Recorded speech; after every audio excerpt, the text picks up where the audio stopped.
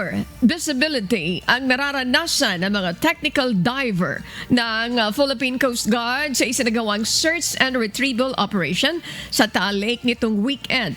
Sa underwater video na ibinahagi ng PCG, makikita na kahit malakas ang flashlight na ang hirap pa rin maaninag kung ano ang nasa ilalim ng lawa. Kung kaya't kinakailangan pa nila itong kapain. Ayon kay Coast Guard District Southern Tagalog Commander Commodore Jeronimo Tovilla, sa mga nakuhang laman ng sako ay mayroon ding nakalagay na bato na pampabigat sa mga sako. Pero hindi mo na ito kasama sa kinuha ng mga diver. May ano siya kasi yung itong nakuha natin may sort of sinker. May pabigat, stones din ba to? Yes, minarkahan na lang.